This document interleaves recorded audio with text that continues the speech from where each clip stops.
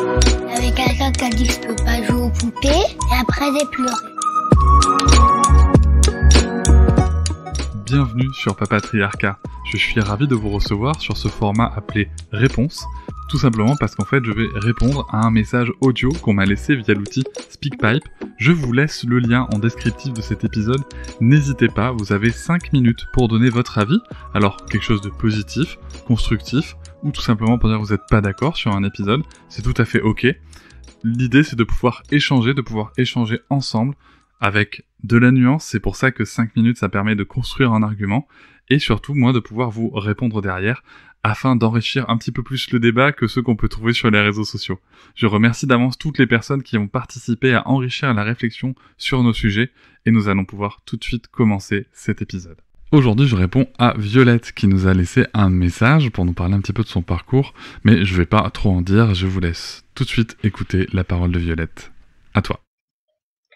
Salut Cédric, c'est Violette. Je suis une première fan et ça fait un moment que je veux laisser ce message parce que moi je suis illustratrice pédagogique et j'illustre beaucoup dans la santé périnatale. Et en fait, ce métier, j'ai décidé de le faire suivant mes propres cheminements de grossesse et de postpartum. Ma première grossesse a été considérée comme une grossesse à risque parce que à 7 mois et demi, on m'a dit que ma fille n'était pas viable et on m'a fait une péridurale, une amniosynthèse, un IRM fœtal et tout ce qui s'ensuit. On m'a arrêtée alors que j'étais travailleuse indépendante et donc du coup à l'époque j'avais pas de congé pathologique et et en fait c'était juste le corps médical qui avait peur parce que je fais des petits bébés, voilà, et ils avaient peur qu'au départ ce soit une trisomie ou une malformation de ce type ou une microcéphalie ou ce genre de choses. Voilà, donc du coup ma première grossesse s'est faite dans le stress et pour ma deuxième grossesse j'ai décidé de me faire beaucoup plus confiance. Elle est venue 5 ans après et j'ai complètement fait fi en fait du corps médical. Je me suis vraiment écoutée pour tous les choix que j'ai faits. J'ai tout à fait été suivie par une gynéco et tout. J'ai accouché à l'hôpital, mais comme je le souhaitais, de la façon dont je l'avais décidé, avec un accouchement physiologique comme j'avais souhaité pour mon premier, mais que j'avais pas réussi à faire parce que j'avais perdu toute confiance en fait durant ma première grossesse. Et j'ai un peu réparé en fait cette première expérience en m'informant et en prenant un peu tout ce qui fait le corps des femmes. Et je pense qu'aujourd'hui, maintenant, j'illustre en fait le corps des femmes parce que j'ai eu ces expériences-là et parce que je me suis vraiment rendu compte que le savoir c'est le pouvoir.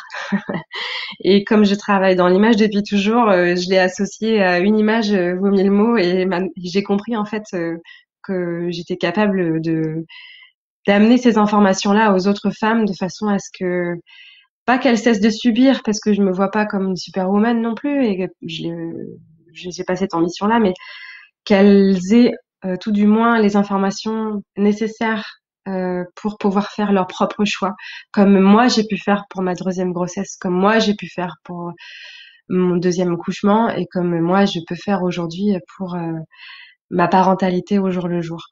Voilà, et je trouvais ça chouette. Je me suis dit tiens, je vais en parler à Cédric du fait que mes expériences personnelles de grossesse, d'accouchement et de parentalité ont fait complètement changer en fait ma carrière, mes ambitions professionnelles et même au-delà de ça, un peu ma mission sur Terre. Et je trouve que c'est chouette comme histoire. Enfin, en tout cas, j'en suis très fière.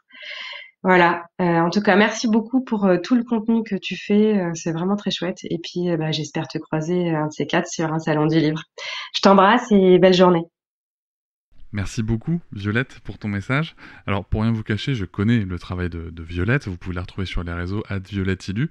En effet, elle illustre des choses très très sympas sur la périnatalité, notamment je pense à 2 ouvrages.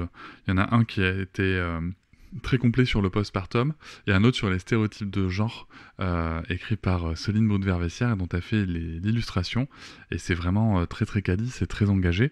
Alors du coup, C'est vrai que 5 minutes, ça fait court pour raconter tout ça. Du coup, j'ai proposé à Violette d'enregistrer un épisode prochainement ensemble afin qu'elle puisse développer son parcours et tout ce chemin par rapport à l'illustration un petit peu engagée, notamment sur les sujets d'éducation et de périnatalité. Et elle a accepté. Donc, nous la retrouverons bientôt dans le podcast pour un épisode plus long. Visiblement, c'est un bon trajet de passer par SpeakPipe pour que ça finisse son épisode. Ça fait déjà 2 fois. Voilà, donc merci beaucoup Violette. Il me tarde qu'on se retrouve pour enregistrer un épisode pour raconter tout ça.